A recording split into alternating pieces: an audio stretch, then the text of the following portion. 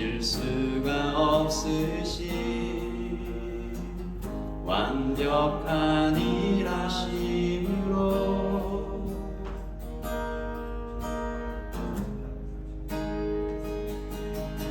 마침내 그날에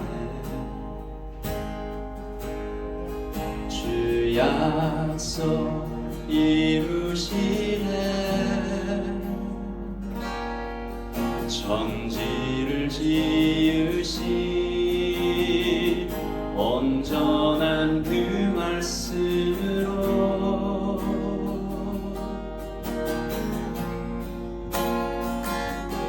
다시 밤이 없겠고 햇빛도 쓸데없으리. 하나님이 우리의 영원한 빛 되시네.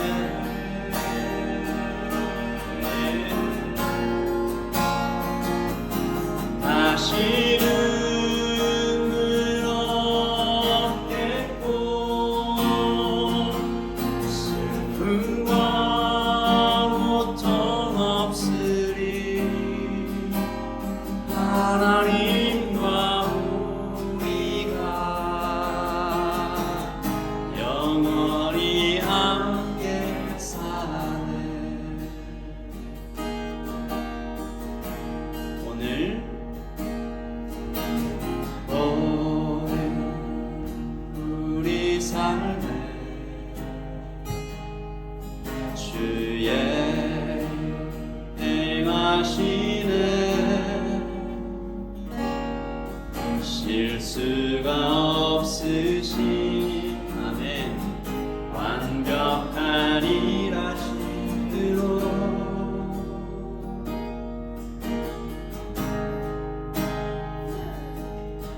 마침내 그날에 주 약속 이루시네. 천지를 지으신 온전한 그 말씀으로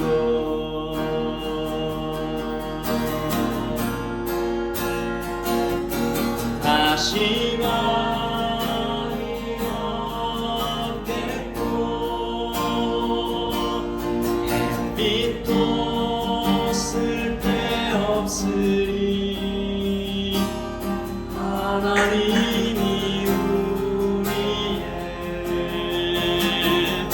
영원한 빛 되시네.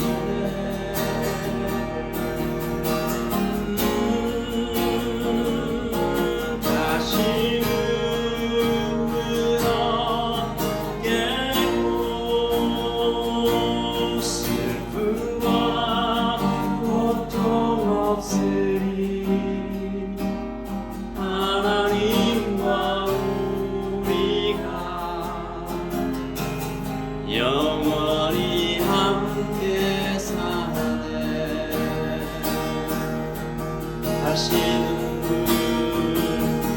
다시 밤이 없겠고 햇빛도 쓸데없으리. 하나님이 우리의 영원한 빛 되시네.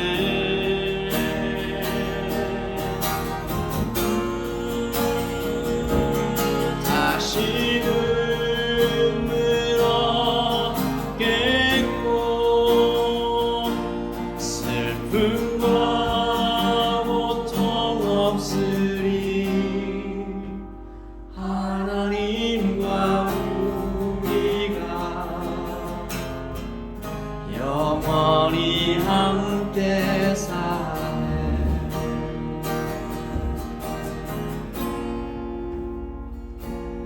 다시 눈물 없겠고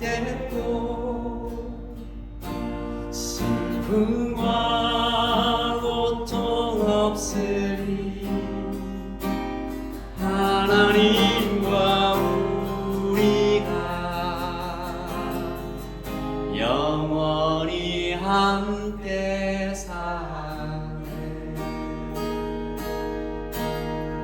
아멘. 그 나라를 기다리며 누리며 살며 나는 하나님을 예배하는 예배자입니다.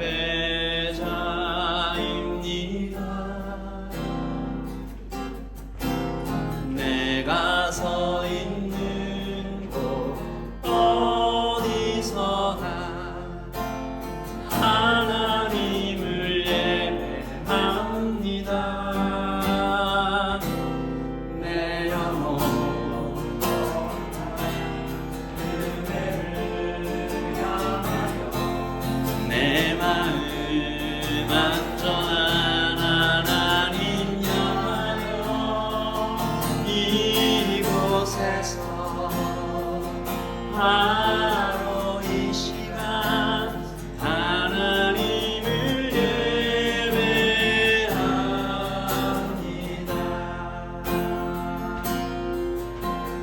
나는 하나님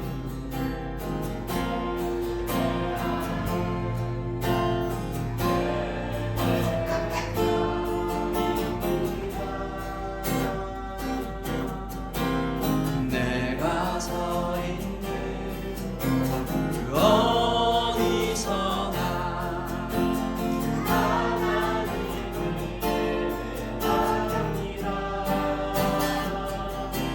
내 영혼 거룩한 그대를 향하여 완전한 하나님 향하여 이곳에서 바로 이 시간 하나님을 예배합니다.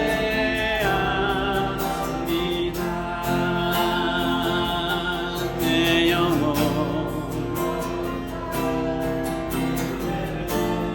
향하여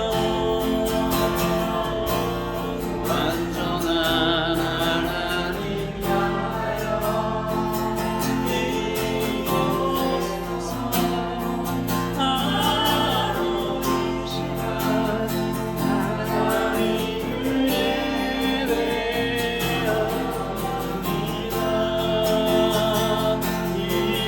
이곳에서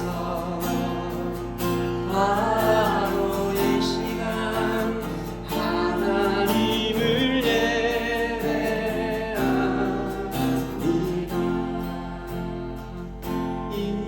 이곳에서 바로 이 시간 하나님을 예배합니다.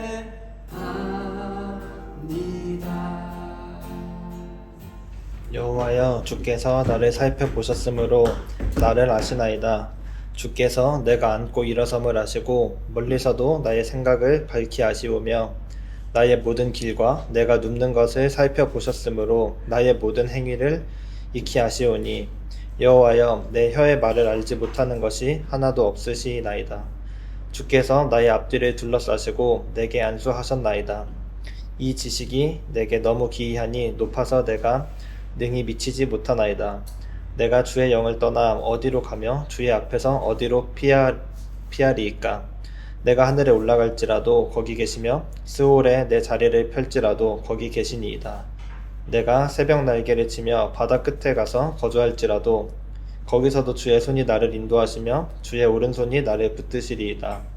내가 혹시 말하기를 흑암이 반드시 나를 덮고 나를 두른 빛은 밤이 되리라 할지라도 주에게서는 흑암이 숨기지 못하며 밤이 낮과 같이 비추이나니 주에게는 흑암이 빛이 같음이니이다.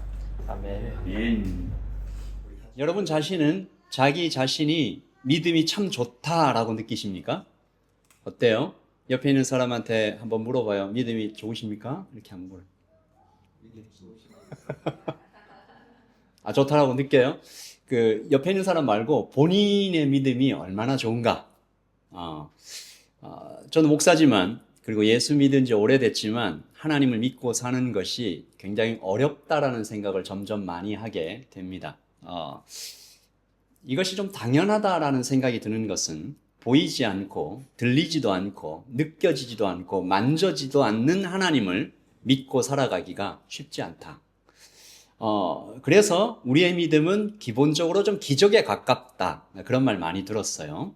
보이지도 않고 들리지도 않고 만져지지도 않고 느껴지지도 않는데 이게 믿어지는 것이 거의 기적에 가깝다라는 거죠. 그래서 우리는 예수 믿으며 살아갈 때 하나님께 자주 그렇게 기도하는 것 같습니다. 여러분 이런 기도 드려보셨습니까? 믿음을 더해주세요. 제발 좀 믿음을 더해주세요 라고 기도하죠. 그런데 제가 설교를 준비하면서 사실은 우리가 굉장히 믿음이 이미 좋은 사람이구나 라는 것을 알게 됐습니다. 여러분 들어보세요. 우리가 식당에 가서 음식을 시켜요. 나오자마자 와 하면서 그 비주얼에 놀라면서 맛있게 먹죠. 믿고 먹는 거죠. 주방에 들어가서 셰프가 손을 씻었는지 뭔가 이상한 거 넣지 않았는지 음식에 침을 뱉진 않았는지 성분 분석하지 않고 보지 않았습니다. 하지만 얼굴도 이름도 모르는 셰프에게 나의 목숨을 100% 맡기는 것처럼 맛있게 음식을 의심하지 않고 먹죠. 비행기를 탈 때도 그렇죠. 비행기 타고 여러분 편안하게 주무시죠. 기장 불러가지고 면허증 확인하지도 않았고 혹시 기장께서 그날 아침에 부부싸움을 해서 심리 상태가 불안한지 아닌지 어제 술을 마셨는지 확인하지도 않았습니다. 기체는 아무 문제 없는지 보지도 않았고 그런데 비행기를 타고 내 목숨을 맡기고 믿고 편안히 먹고 잡니다. 직장인들은 페이를 받죠. 이 페이를 받으면 은행에 그 어카운트에 숫자가 이렇게 딱 찍힙니다. 그런데 누구도 실제로 나의 돈이 숫자로만 존재하는 것이 아니고 은행에 있는지 가서 확인은 안 합니다. 보지 않아요. 실제로 은행에 그 돈이 없을 수도 있어요. 그런데 그 실체 없는 그 숫자들을 위해서 평생을 바치고 그 숫자들이 나를 지켜줄 것이라고 믿고 살아가죠. 그러므로 우리는 사실은 대단한 믿음을 가지고 있는 거죠. 보지도 않고 만져지지도 않고 그런데 굳게 먹고 의심 없이 잘 살아가요. 그런데 여러분 이 믿음에 배신당할 때가 꽤나 있죠. 음식 먹고 배탈 나보신 분 있으시죠? 실제로 비행기 사고도 납니다. 제가 이렇게 얘기하면 이제 비행기 탈 때 여러분 겁내실 수도 있는데 이 뉴스를 보니까 실제로 미국에서 부부싸움을 하고 기장이 비행기를 몰고 자기 집으로 돌진한 기장도 있어요. 다 죽었어요. 그 아는 사람들. 이 믿음에 배신을 당하지만 실제로는 또 그렇게 당하고도 금방 잊고 음식을 사 먹고 은행에 있는 숫자들을 의지하고 사람에게 기대하고 소망하고 얼마 전에 한참 한국이 시끄러웠는데 뉴스에 캄보디아 북언파 사기단 사건 피해자가 200명이 넘고 피해 금액도 수백억이고 사람들이 믿음이 너무 좋아요. 고수익 보장한다라는 그 말만 듣고 평생 모은 돈을 덜컥 송금하고 사기를 당하는 거죠. 안타깝습니다. 그러니까 이렇게 얘기해도 맞는 것 같아요. 야, 한번 볼까요? 믿음이 너무 좋아서 문제가 아닌가 우리가. 다만 그렇게 좋은 우리의 믿음을 이상하게도 하나님께는 잘 사용하지 않습니다. 하나님한테는 따져요. 하나님께는 증거를 달라고 해요. 의심해요. 왜 그럴까요? 여러분 이것에 대해서 이상하게 생각해 본 적이 없으십니까? 우리가 안 보여서 안 믿어요. 안 들려서 안 믿어요. 만져지지도 않아서 안 믿어요. 라고 말하지만 사실은 그렇지 않다고요. 사람과 세상의 시스템에 대해서는 너무 잘 믿어요. 그런데 하나님께는 이 믿음을 잘 사용하지 않는다. 그러므로 여기에는 어떤 의도와 힘이 사실은 그 밑바탕에 작동하고 있다. 뭐죠? 악한 영입니다. 악한 영이 하나님을 믿지 못하게 방해하는 어떤 세력이 있다라는 건데 성경 한번 보시죠. 베드로전서 5장 8절 시작.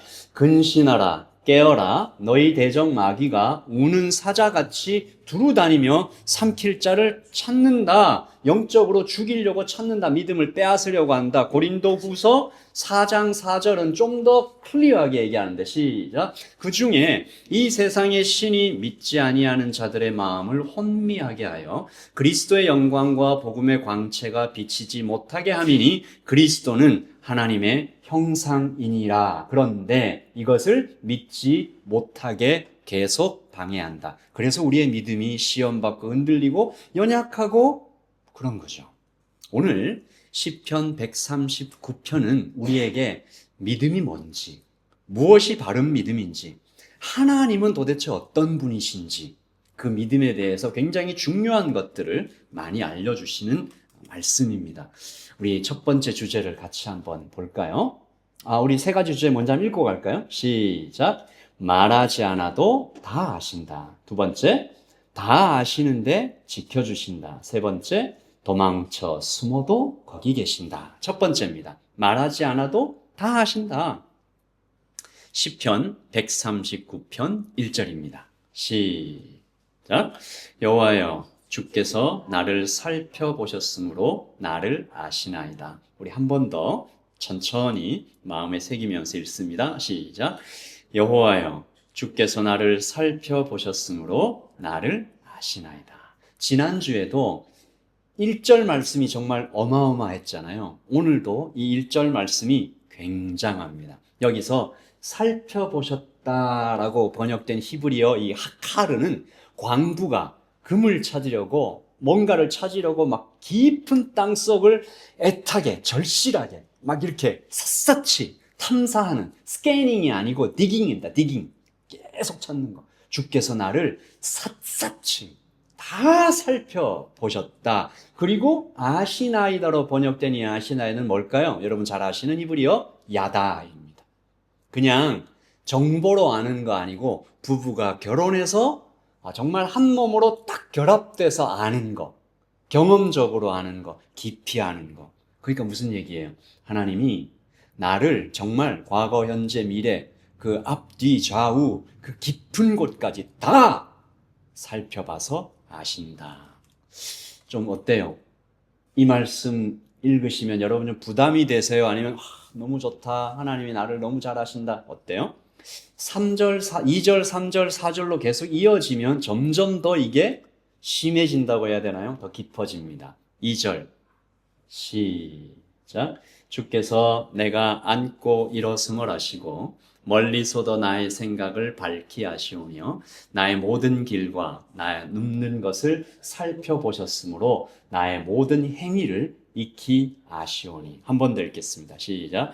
주께서 나의 앉고 일어섬을 아시고 멀리서도 나의 생각을 밝히 아시오며 나의 모든 길과 내가 눕는 것을 살펴보셨으므로 나의 모든 행위를 익히 아시오니. 앉고 일어선다 뭘까요? 일상입니다. 생각을 하신다 뭘까요? 그냥 안 봐도 알 수 있는 거, 물어보지 않아도 알 수 있는 거 말고 깊은 생각, 남들에게 말 못하고 혼자 삼키고 있는 고민들을 이야기하는 거죠. 모든 길과 내가 눕는 것은 뭘까요? 퍼블릭한 행동과 프라이빗한 행동을 다 하신다는 얘기입니다.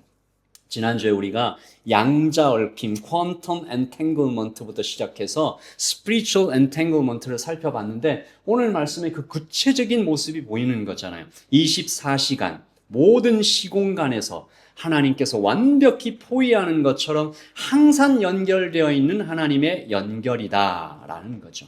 다시 말해 우리는 우리 설교 제목처럼 하나님께 이미 다 들켰습니다. 그래서 여기서 질문을 해봐야죠. 하나님께 다 들켰는데 부끄러울까, 두려울까, 감동될까, 위로가 될까, 안심이 될까, 힘이 될까? 여러분이 지금 딱 떠오르는 그 감정, 거기서 여러분과 하나님과의 관계가 드러나고 있습니다. 창세기에서 아담과 하와가 서로를 너무 잘 알고 있었어요. 마치 하나님이 물론 그 깊은 단계까지는 아니겠지만 마치 그와 같이 서로를 너무 잘 알았어요. 창세기 1장 25절 시작. 아담과 그의 아내 두 사람이 벌거벗었으나 부끄러워하지 아니하니라. 서로 너무 잘 알았다는 거죠. 너무 잘 알았는데 부끄러워하지 않았어요. 서로 그냥 좋았어요. 근데 부끄러워지죠. 언제부터입니까? 하나님과의 연결이 깨졌을 때 아담과 하와는 피하고 숨고. 그러니까 우리는 이렇게 말할 수 있습니다. 아, 사람의 원래 DNA, 원래 죄 없는 그 사람의 모습은, 원래 사람들이 좋아하는 것은 부끄러움 없이 꾸밈 없이 서로를 알고 사랑하며 다 그렇게 오픈하고 살 때 행복한 존재구나. 숨기고 포장하고 속이고 과장하는 것은 힘든 일이에요. 원래는. 그게 자연스러운 게 아니에요. 자유롭게 오픈할 때 서로 행복을 느끼는 존재였는데, 그런데 지금은 다 이렇게 자꾸 이렇게 숨기고. 그래서 지금 그 하나님의 DNA, 사람의 DNA 속에 심어 놓으신 하나님의 설계 중에 하나는, 여러분 그렇죠? 사람이 모두 다 가져도 관계가 깨지면 절대로 행복하지 못한다라는 것입니다. 죄가 들어오고 사람들이 벽을 쌓고 성을 만들어 그 안에서 숨게 된 거죠. 최근에 한국에 또 쿠팡이 이런 그 사건이 있었죠. 고객 정보가 다 해킹당해가지고 다 뿌려지는 바람에 큰 문제가 되고 있다. 그거 알려지면 왜 큰 문제죠? 누군가가 그 정보를 가지고 와가지고 나를 공격하거나 이용하거나 속이기 위해서 사용할 수 있다. 못 믿는 거죠. 이런 영화가 있었어요. 제목 한번 읽어볼까요? 시작. 스마트폰을 떨어뜨렸을 뿐인데 라는 영화가 있습니다. 이게 일본의 어느 작가의 소설에서 나온 건데 여기 한번 읽어보면 재밌어요. 얼굴도 이름도 나이도 사는 것도 전화번호도 이렇게 쭉 내려가서 뭐 대출금도 잊었던 과거도 잊고 싶은 것도 남들에게 감추고 싶은 비밀도 모조리 알려지고 말았다. 단지 스마트폰을 떨어뜨렸을 뿐인데. 스마트폰을 분실했어요. 누군가 그걸 주웠어요. 열어가지고 그 안에 담긴 개인정보들이 다 유출되고 나서 일상이 박살나는 이야기를 담은 영화입니다. 그래서 우리가 실험을 한번 해봐도 좋을 것 같다라는 생각이 들어요. 다 같이, 여러분 스마트폰을 다 꺼내서 잠금을 해제한 다음에 옆 사람한테 이렇게 딱 주고 5분 동안 마음껏 살펴보십시오 하고 옆 사람한테 이렇게 한번 줘보세요. 어떨 것 같아요?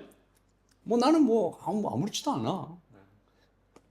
식은땀이 나면 어떡하죠? 들키면 어쩌지? 공포가 찾아오는 분은 없으십니까? 검색 기록, 숨겨진 사진들.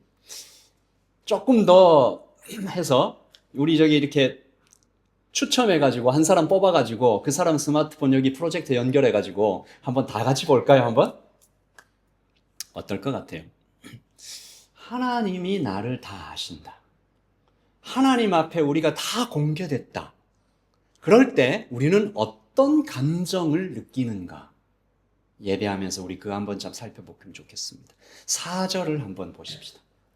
자, 시작. 내가 입을 벌리기도 전에 무슨 소리 할지 야훼께서는 다 아십니다. 이 공동 번역인데요.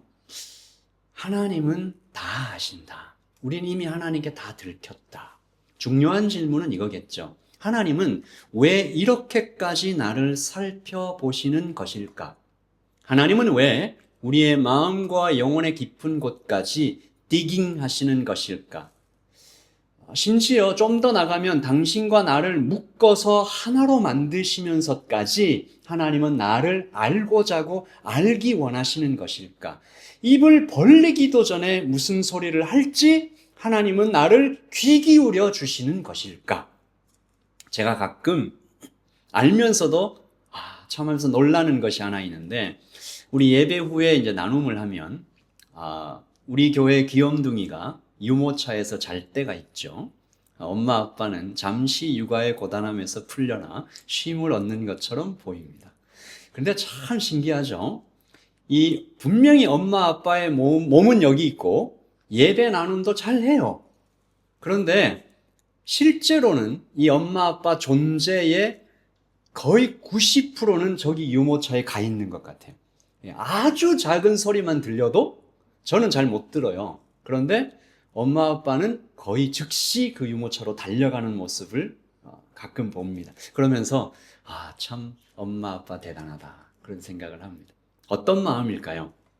제가 물어보진 않았지만 아이가 깨어났을 때 단 한순간도 엄마 아빠가 없는 그 외로움과 어둠을 느끼게 해주고 싶지 않은 것이 아닐까. 그 마음이 오늘 말씀 4절에 담겨 있는 것 같아요. 내가 입을 벌리기도 전에 무슨 말을 할지 야훼께서는 다 아십니다.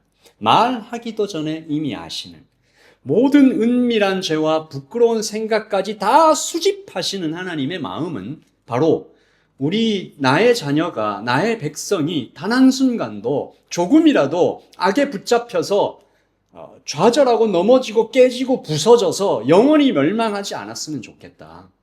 그 어둠의 세력에 끌려가서 인생 낭비하지 않았으면 좋겠다라고 하나님은 그런 마음이 아니시겠습니까? 그래서 하나님은 우리를 포위하시고 어떨 때 보면 하나님께서 그냥 나를 옥죄는 것처럼 한번 보세요. 시편 139편 5절입니다. 시작. 주께서 나의 앞뒤를 둘러싸시고 내게 안수하셨나이다. 여러분 1절부터 5절까지 막 점점 더 심해지죠. 1절은 다 하셨다. 탐사하셨다. 그래놓고 앉고 일어섬 그리고 public, private 내 모든 생각들 다 하시고 심지어 입을 벌리기 전에 다 하신다. 5절에는 앞뒤를 둘러싸셨다. 이 뭡니까? 도망치지 못하게 포위하고 체포하시는 거예요? 뭘까요? 우리 두 번째 주제를 읽어보겠습니다. 시작. 다 아시는데 지켜주신다. 좀 더 크게 시작. 다 아시는데 지켜주신다. 포위한다라는 것은, 둘러싸신다라는 것은 군사 용어입니다. 전쟁할 때 성을 완전히 포위해서 에워싸는 장면인데, 이게 잘 보세요. 이렇게 포위하면, 적들이 나를 포위하면 이게 무서운 거죠. 근데 아군이 나를 포위하면 이게 뭐예요? 보호하는 것입니다. 안수하신다라고 할 때는 구약에서 축복의 의미로 사용되었는데요. 하나님께서 결론을 내리신 겁니다. 저는 이 결론에 좀 뭉클했습니다. 하나님께서 나를 digging up, 샅샅이 살펴본 다음에 앉고 일어서는 것을 보시고 퍼블릭한 것과 프라이빗한 것을 보시고 은밀한 것들까지 다 살펴보신 다음에 하나님이 결론 내신 게 뭐예요? 얘 내가 지켜줘야 된다. 얘는 내가 지켜줘야 된다. 혼자서는 살 수 없다. 너무 약하고 너무 어리석고 너무 죄를 짓기에 빠르고 그래서 얘는 가만히 두면 그냥 죽는 존재다. 그러나 하나님께서 우리를 살펴보시고 내린 결론이 이거예요. 내가 나를 살펴보고 나에 대해서 내린 결론도 이와 같아야 합니다. 누가복음에 등장하는 탕자의 아버지가 꼭 이렇게 하십니다.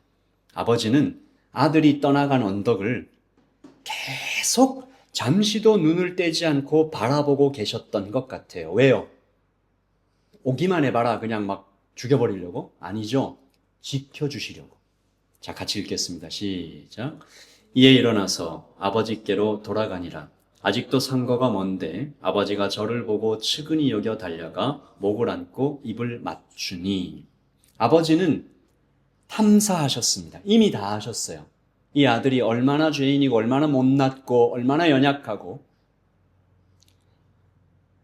신학자들은 이 아버지의 애틋한 이 바라봄을 구원의 열심이라고 해석하면서 당시 고대 근동에 아버지를 버리고 떠난 아들, 가문을 욕보이고 부끄럽게 한 아들을 이 마을의 다른 사람이 먼저 보면 심하게 때리거나 죽여버릴 수 있기 때문에 아버지가 그 언덕을 눈을 떼지 않고 계속 바라보셨다라고, 그리고 발견되는 즉시 온 힘을 향해 달려가서 다른 사람이 못 때리게 끌어안으셨고 앞뒤를 둘러싸셨고 그리고 즉시 안수하셨습니다. 그러므로 하나님은 다 아시지만 그 아심의 결론이 지킴이었다라는 거죠. 우리 같이 한번 고백하겠습니다. 그 다음, 자, 시작. 우리는 하나님께 다 들켰습니다. 그래서 안전합니다. 그래서 안전합니다. 그러나 안전한 게 아니고 그래서 안전한. 하지만 오늘 말씀에 여기까지 하고 이 설교가 딱 끝나면 은혜롭고 잘 좋을 것 같은데 오늘 말씀에 참 이해하기 힘든 장면이 그 다음으로 이어지는 거죠. 방금 전까지 다윗이 쓴 시거든요. 방금 전까지 하나님이 나를 둘러싸시고 축복하십니다. 나를 지켜주십니다. 안수하십니다라고 말했던 사람이 그 하나님의 어마어마한 사랑과 보호하심과 추격하심과 탐사하심을 다 경험하고 고백했던 사람이 도망을 갑니다. 139편 9편 7절. 자, 시작. 내가 주의 영을 떠나 어디로 가며 주의 앞에서 어디로 피하리이까? 왜 도망갈까요? 방금 전까지 하나님 나를 너무 사랑하시고 나를 지켜주시는 분이고 나를 다 아시고 내 부끄러운 것까지 다 다 아시지만 나를 사랑하시는 분인데 라고 고백했던 사람이 왜 주의 영을 떠나 주의 앞에서 피하고 싶다, 도망가고 싶다. 이상하지만 저는 이 모습이 성도의 현실이고 인간의 한계라고 믿습니다. 머리로는 알아도 몸이 안 움직이고 몸으로는 다 깨달았는데 또다시 넘어지고 도망가는 죄의 본성이 남아있는. 여러분 그런 것 같지 않아요? 하나님이 야, 너 내가 축복해 줄게 라고 하면서 안수하시려고 손을 이렇게 쫙 펼치시는데 때릴까 봐 이렇게 움찔하는 뭐 이런 모습? 아, 하나님 나 때리시는 거 아닌가? 놀랍게도 다윗은 이렇게 하나님을 떠나 도망치는 이 도망을 거의 전문가 수준으로, 전문 도망꾼 수준으로 도망을 갑니다. 다윗이 어느 정도로 도망을 치는지 3번이나 반복해서 필사적인 도망을 그려놓고 있는데요. 3번째. 자, 시작. 도망쳐 숨어도 거기 계신다. 8절입니다. 시작. 내가 하늘에 올라갈지라도 거기 계시며 스올의 자리를 펼치라도 거기 계시나이다. 하늘로 올라간다. 성공을 쌓는 거죠. 돈, 지위, 선행, 명예, 그런 성공의 탑을 쌓아서 그 안에 숨는 겁니다. 내가 이런 것들을 좀 이렇게 잘 확보하면 하나님이 없어도 이런 생각들. 스올의 자리를 편다. 실패, 열등감, 우울의 깊은 바닥으로 내려가서 거기서 하나님을 피해버리는 거죠. 그런데 거기도 계신다. 도망갈 수가 없었어요. 성공의 꼭대기에도 실패의 밑바닥에도 하나님이 계시는 게 발견이 되자 다윗이 이제는 장소로는 안 되겠다. 하늘로 도망가도 안 되고 땅으로 도망가도 안 된다. 속도를 좀 내보자. 자, 시편 139편 9절입니다. 시작. 내가 새벽 날개를 치며 바다 끝에 가서 거주할지라도. 이건 그런 장면이에요. 여러분 밤바다에서 일출 보신 적 있어요? 바다에서? 바다에 이렇게 해가 쫙 떠오를 때 이 수평선에서 해가 이렇게 쭉 떠오르면 캄캄했던 방에 그 바다에 이렇게 조그마한 빛이 떠오르기만 하면 그 동쪽 끝에서 서쪽 끝까지 해가 쫙 비치잖아요. 정말 순간적으로 빛의 속도로. 캄캄한 밤 바다의 수평선 위로 태양이 떠오르는 순간 빛이 순식간에 동쪽 끝에서 서쪽까지 뻗어가는 모습을 새벽 날개를 치며, 다시 말해서 다윗은 내가 빛의 속도로 도망치면 하나님을 피할 수 있을까? 안 되는 거죠. 빛의 속도로 도망가서 바다 끝에 가서 거주할지라도. 10절 시작. 거기서도 주의 손이 나를 인도하시며 주의 오른손이 나를 붙드십니다. 하나님은 그렇게 다윗이 도망가는 곳마다 추격하면서 내가 여기 있다. 장소도 안 되고 속도도 통하지 않으니까 이제 다윗이 마지막 방법을 택하는데 좀 11절입니다. 거꾸로 가시지 말고 네, 여기입니다. 네, 우리 같이 한번 읽겠습니다. 시작. 내가 혹시 말하기를 흑암이 반드시 나를 덮고 나를 두른 빛은 밤이 되리라 할지라도. 학자들은 이 다윗의 고백이 아마도 그가 밧세바 사건 때 하나님과 연결이 지독하게 완전히 끊겨 있었던 그 어떤 순간을 추억하는 게 기억하는 모습이 아닐까. 이런 거예요. 이게 흑암이 덮는다라고 얘기할 때 부드러운 이불이 나를 이렇게 덮는 그런 느낌이 아니고 짓눌러서 으깨버리는 겁니다. 나의 존재가 소멸되었으면 좋겠다. 캄캄한 어둠이 나를 완전히 삼켜서 내 존재가 아예 없었던 것처럼 지워졌으면 좋겠다. 왜냐하면 내가 지은 죄가 너무 커서 내가 생각해도 내 존재를 삭제하는 것 외에는 나의 이 죄는 용서받기는 어렵겠다.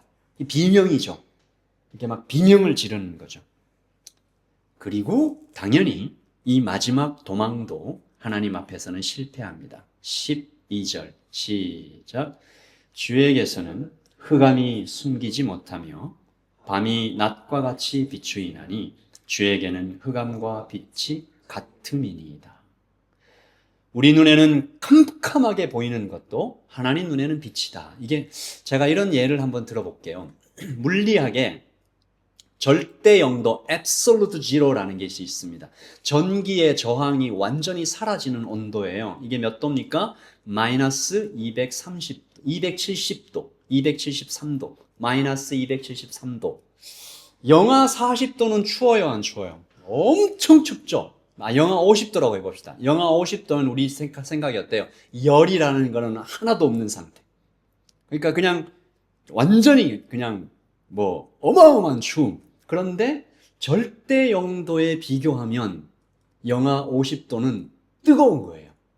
열 에너지가 펄펄 끓는 어떤 상태죠. 과학자들은 이 절대 영도까지 이걸 낮추려면 아직도 230도나 더 낮춰야 돼요. 그러니까 우리에게는 영하 40도, 영하 50도, 영하 60도가 뭐 어마어마한 추위고 살아남을 수 없는 추위지만 어떤 시각에서 볼 때는 뜨거운 거죠. 하나님의 눈에도 그렇다. 우리 눈에는 이게 너무 큰 죄입니다. 우리 생각에는 이건 뭐 완전히 실패입니다. 우리 경험으로는 이건 회복이 안 돼요. 가망이 없어요. 완전히 암흑이에요. 하나님의 눈에는 차이가 없다. 하나님의 눈에는 밤이 낮과 같다. 안 보이는 곳이 없다. 그래서 하나님에게는 너무 커서 용서받지 못할 죄도 없고 그런 인생도 없다. 하나님의 눈으로 볼 때는 너무 어두워서 너무 형편없어서 그런 인생은 없다. 다윗이 마지막으로 항복하는 것 같은 말씀이 12절입니다.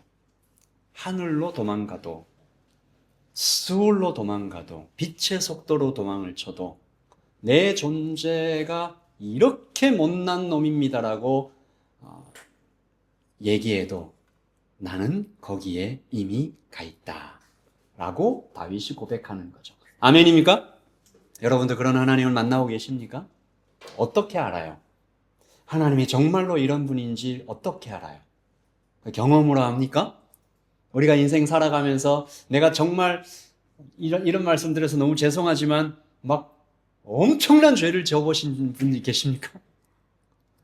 다른 사람 지금 아무도 모르는데 나 이거 밝혀지기만 하면 막 뉴질랜드에 다 대서특필되고 뭐 이렇게 그 해외 토픽으로 나올 만큼 그런 죄를 지으신 분 계십니까? 그런 죄가 용서받아서 내가 알겠습니다. 그런 분 있어요? 어떻게 알아요? 하나님이 이런 분이신 것을 우리가 어떻게 알아요? 어떻게 알아요? 하나님이 이 정도로 어마어마한 사랑과 찾으심과 용서와 그런 분인 걸 어떻게 알아요? 예수님 때문에 아는 거죠. 로마서입니다. 제가 이 말씀을 발견하고 좀 진짜 뭉클했어요. 학자들이 바울이 이 노래를 부를 때 이 노래를 부를 때 그의 마음 안에 분명히 시편 139편이 있었을 것이다. 이런 얘기를 하는 사람들이 있어요. 왜냐하면 구조가 너무 똑같아요. 높음, 깊음, 여기, 저기, 시간, 과거, 현재. 시작. 내가 확신하노니 사망이나 생명이나 천사들이나 권세자들이나 현재일이나 장래일이나 높음이나 깊음이나 다른 어떤 피조물이라도 우리를 우리 주 그리스도 예수 안에 있는 하나님의 사랑에서 끊을 수 없으리라. 아멘. 문학적, 신학적으로 두 개가 비슷한 부분이 너무 많아요. 도망치는 인간, 붙드시는 하나님, 하늘과 땅, 시간과 속도, 생명과 죽음의 메타포가 다 대부분 겹쳐요. 바울은 어떻게 알았을까요? 바울이 경험해 봤잖아요. 자기가 예수님 죽이러 다니던, 예수 믿는 사람들 죽이러 다니던, 나는 네가 핍박하는 예수라. 시편 139편의 그 하나님이 바로 그리스도시구나. 말하지 않아도 다 아시고, 도망쳐 숨어도 끝까지 찾아오시고, 흑암이 나를 덮는 것처럼 용서받을 수 없는 하나님을 대적하고, 그 하나님을 죽이려고 막 욕하고 그랬던 나에게까지 찾아오셨던 하나님이 바로 십자가에 죽으신 그 예수 그리스도시고, 십자가 위에서 하나님은 하카르 하셨고 야다 하셨고, 무슨 얘기예요?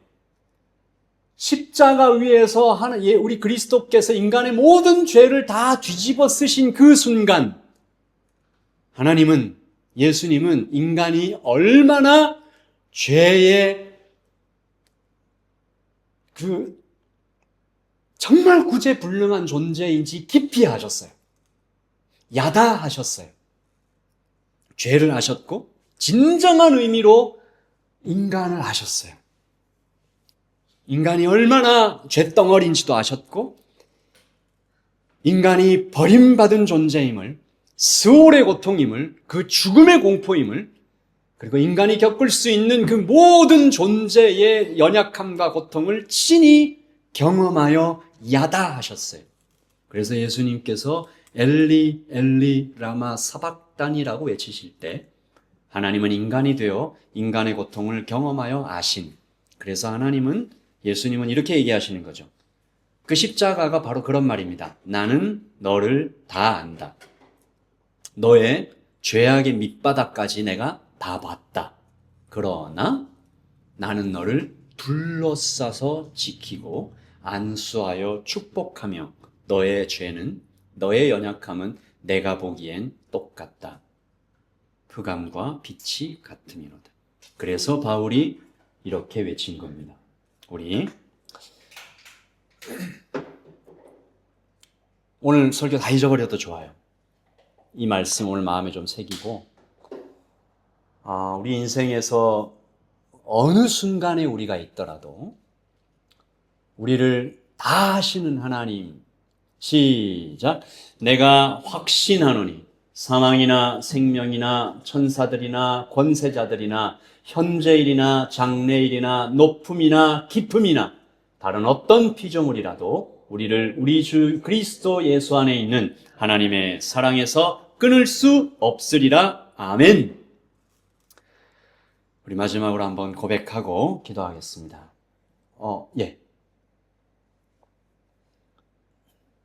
다 들켰습니다. 알고 계시죠? 우리 이게 서로는 모르지만 하나님은 다 아십니다. 자, 시작. 우리는 하나님께 다 들켰습니다. 그래서 안전합니다. 기도할까요? 지금은 우리 주 예수 그리스도의 그 크신 은혜와 하나님의 사랑과 성령의 교통하심이 나를 다 아시고 또한 나를 사랑하시고 나를 지키시는 하나님을 굳게 믿으며 어디서나 하나님을 예배하며 살아가기로 결단하는 여기에 모이는 모든 하나님의 백성들 그 머리 위에 지금부터 영원토록 함께 있을지어다. 아멘.